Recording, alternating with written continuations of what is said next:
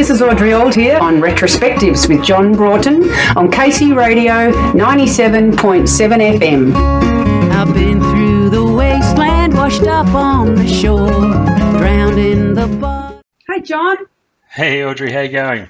Oh, I'm freezing. Oh, really? Oh, it's -2. Oh, you're kidding. Yeah. It was 32 here yesterday. I hope that warms you up. Okay. Just to kick off, you dropped the F word in one of your new songs, but I reckon there's a far more important F word that is stamped right across this new CD, and that's fun. You sound like you're having a ball. Nicely said, John. I think so. Very much so. We recorded live with the band in the studio. We did like 15 songs in 2 days, and it was loads of fun. I was really happy, and I think that's really captured in the songs. Absolutely. Most artists I speak to with a new album in tow will always declare it to be their favourite work to date, but I think your love for this record is about as genuine as it gets. Yeah, for sure. I love all my records, and I go back and listen to them, sometimes, and it's always a nice sort of memory of a little chapter in my life. But this one, I guess, I feel like I lived my whole life to get to this point, to stand in the studio with these guys and make a real country album in Nashville and make it the old-fashioned way, with great musicians just playing together. Was the pull really strong to get back to your country roots? It's, I don't know. I feel like it was something that was just sort of, simmering away for a long time. And I've lived in Nashville since 2007, and I always had an idea that I'd like to record a country album here, but I had to get the right bunch of songs together and find the right person to do it with. And I talked to different people, but they were just kind of, they really didn't know what I was talking about when I'd say I wanted like old school country. And because people come into them wanting to be Taylor Swift or, Luke Bryant or whoever the kind of latest, greatest star is who people want to be. So a lot of the producers in town are kind of focused on whatever the latest thing is, and I wanted like the oldest thing. And, I just knew that Kenny Vaughan is the guy that I really wanted to work with. And so for me, it was a matter of, feeling in the right place within myself to approach him and, feel good enough to sing live with these great guys. These guys are Marty Stewart's band, the Fabulous Superlatives, and they know their business. So you don't want to waste their time or you really want to step up and be as great as you can be. Yeah.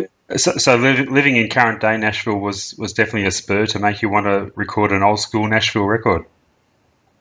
Oh, current day Nashville is just, I hate the stuff that comes out of the country music that comes out these days. I've never related to it. I've always been not a purist, but a traditionalist. I like the original stuff. It's just simple country music. You don't really need to mess with it a whole lot. And, there seems to be this aspect of the genre where people think they've got to be rock stars or something, and really I think there's a lot of power in, the simplicity of a Kitty Wells song or Hazel Dickens or Emmylou. There's a simplicity in that music, and there's a great deal of humour and there's a great deal of pathos, and it's that kind of that lyric and, the fiddle and the steel guitar and the twang and electric guitar, all of that really supports the emotion of the lyric, whether it's, funny or sad. So that's what I really like. It's pretty simple. You've got to be a really great player to play it. You've got 2 Nashville titled songs on the record. Could those songs have come from you had you not been living there for the past 6 years? Oh, not at all. No. And Lonely Town is very much about Nashville as well. Another song on the record. Yep. No, I don't relate to this town. My husband and I bought a house and we were working on just, getting it renovated, which just costs an arm and a leg and a lot of time. And so, our aim is to just get this house done up so that we can go back to California and, be near the beach and just be where there are lots more hippies. You went down the crowdfunding avenue again this time, which you weren't sure about doing again after I spoke to you with the last record, but it really does seem to be the way of the future, doesn't it? Well, yeah, I don't remember, why that happened again. I don't remember it as being, I'm going to do this. I think it was probably just one of those situations where I've just got really great fans, and I count you in that family, John. Oh yeah. For just really supporting what I do and stepping up and coming forward and helping me and supporting me, and it really lifts you up. And I'm not signed to a label, and I don't work with anyone, so it's very much just head down, bum up as far as being a full-time touring artist. And so when your fans just really kind of lift you up, it's just lovely. And like my mum said, it doesn't matter if it's $5 or $5,000. It's not about the amount of money. It's the gesture of faith and encouragement and support.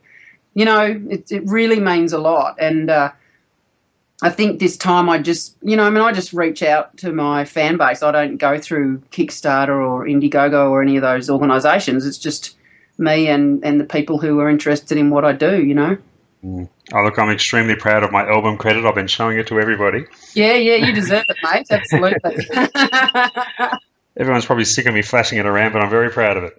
No, you call yourself a co-producer, executive producer. Hey, that's good. I like it. Hey, you recorded in the studio, which was the former home studio of Jim Reeves. It must have a great sense of history about it when you step in there. Oh, truly. It's and the funny thing about Nashville, whether you go to Music Row or you drive this house is actually in a suburb called Madison, which is just a little out of Nashville, but it's just like a suburb of Nashville. Music Row is just a bunch of houses, but they've become, lawyers' offices and publishers' offices, but they're just houses. And the same with this studio. It's a house that a guy lives in, George Bradfute. And so Jim Reeves used to live here, and he got wind of he heard the home recordings that Chet Atkins had been doing and said, well, I can do that. I can build a studio in my home. So a lot of houses in Tennessee have basements.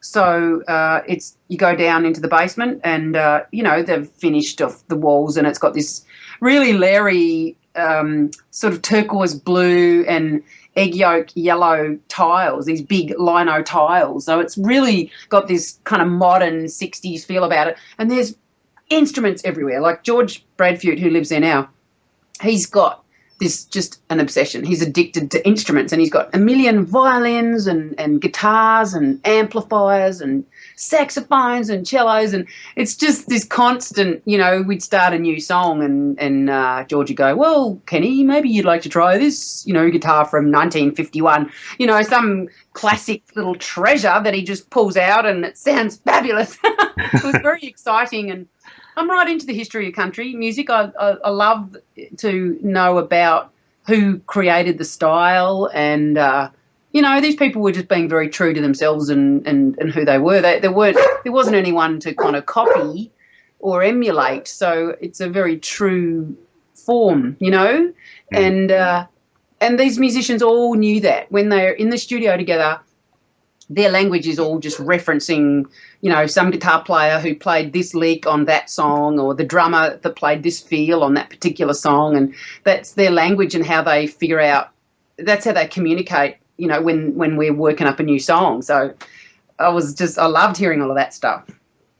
I have spoken to other people that have recorded there, and they always mention that it's got a great vibe about it, the whole place, and it's almost like a clubhouse when you go in there. Oh, yeah, it's very casual. And George is, he's like the Buddha engineer. He's just, everything's cool. It's hard to find engineers who are happy to record a band live, because there's a whole lot of, phasing issues, which is about, microphones conflicting with each other. And I'm no expert about it. But there's a thing about mic placement and, these days, because we have the technology, people like to isolate all the instruments and all the tracks so they can mess with them and cut them up and tune them and, shift the timing. And there's because it's digital, they can just do whatever they want. But if you're recording a band live, there's a whole lot of bleed. Like the drum track's going to come onto the vocal track. Yeah. And, you're going to hear the electric guitar on the vocal track. So you got to be able to do your job. You got to be able to sing it and play it, and everybody is doing the one take all at the same time. And if somebody screws up, then you got to start over again, But it's like I say, these guys know what they're doing, and I was just having fun, just loved it. I guess recording live in the studio would be absolutely essential if you want to get that old school feel to it. Oh, true. Yeah, I reckon. And, you can tell the difference. You can hear it in the record, I think, when it's live, because I think there's a soul that's captured in a performance that, that touches the listener. And when you start cutting up and compiling and, all that stuff they do these days, I think it just sort of cuts up the soul of that performance, because no two performances are the same. So there's a spirit in a performance that is like, it might not be perfect, but it really captures something that touches the listener, and that's what you're going for. Dare I say, it's music with the dirt left on. True. You're living up to your slogan. Especially with Rack Off, yeah. I absolutely love the opening song, Bound for Glory. You've really nailed that old-time feel with it. And as I've said to you before, I even had to double-check the songwriting credits to make sure it was one of yours. It sounds like something straight out of a classic country songbook. Yeah, I really appreciate that, John. I'm flattered that you say that. And, when that track was done, me and Kenny Vaughan and George, we just stood there and went, that's it. That's country music. It's just so satisfying. Yeah. And you briefly mentioned Rack Off. We're going to play that version when this goes to air, the radio-friendly version. What would have inspired that little piece of vitriol? It's a really strong vocal statement. It is. I feel as I get older, it's this constant sort of inner conversation I have with myself about how much truth do you tell, and how much do you let people trample all over your boundaries before you just say no. And this song is really, it's not who is this about, it's about me saying no. And I find occasionally do this song live, and I say F off, which is the original version, and I've got that on a 7-inch vinyl single, but Rack Off is on the CD because I didn't want to offend children. I want people to play the album and feel they're not going to corrupt their children. So, it's funny. It's funny too, and I've got fabulous reviews, and there's quite a few of them just love the album and hate Rack Off, and I do wonder whether it's because it's a woman singing that, because women are supposed to be nice and compliant, and I like to think that I'm nice, but I have come to understand that sometimes you just got to say no to people. And it's funny, sometimes when I do sing this song, I get people come up to me afterwards and it's like they've been liberated, because I'm up there saying this. It gives them license to say that or feel that or just acknowledge that they do feel that, because everybody feels that, Well, I exposed my children to the adult version and they absolutely love it. They've been strutting around the house singing it for weeks. I'm sorry. Have I ruined your children? No, it's absolutely fine. And my daughter Claire used it as inspiration when she was having a hard time from a teacher at school. Yeah. That was a great source of comfort. It's empowering, for sure. Yeah. It's a great source of comfort. Yeah. And not all the songs on there are yours. Crying the Blues, a song by Willie P. Bennett. Not a household name here in Australia, but a great talent. And I'm guessing it was your connection to Fred Eaglesmith that brought you into contact with his work. Oh, yeah, with Willie. Willie P. Bennett played mandolin and harmonica and sang harmonies with Fred Eaglesmith for, 15 years, like a long, long time. And he passed away just a couple of years ago. And I love this song. I love it. It's a beautiful song. And I just like to sing his song and be in his kind of presence when I'm singing that song, you know, because he's a dear man. Terry MacArthur's another songwriting contribution to the record. Your association with Terry goes back a fair way too, doesn't it? Yeah, Terry's one of my oldest friends. When I was in my early 20s, maybe 21, I met Terry MacArthur in Sydney. We did a lot of studying acting work together, and he's a great writer. And he's one of the few people that I can co-write with, because I don't pursue that. I'm probably the only person in Nashville who doesn't co-write. Except, I write with Terry and I write with inmates in San Quentin prison, but don't sit me down with Nashville songwriters, because I don't like that at all. But Terry is very unattached. He just wants to get the best out of the song. So he'll go with wherever it's going to go, and there's no ego. He's very much about just the song, letting the song reveal itself, and he understands that a lot of the writing comes through the singing of it, So, and Sweet Alcohol is a song that he wrote, and it's a very popular song, actually. People are loving that track. It is quite bizarre, that Nashville songwriting scene. I believe some people treat it like a day job. They strut off to the office with a briefcase and meet in town and write songs together like it was a 9-to-5 job. Is that right? Yeah, they do. And, I think they get some kind of, wage for doing that. And some people just get in chat rooms, so they're at home with their computer, and then they're in a chat room with a couple of other writers who are at home on their computer, and they write songs together that way. And it works for them, and people write songs that sell lots of copies and make lots of money, so good on them, know. But for me, it's sort of like, co-painting, or co-drawing, I just don't know.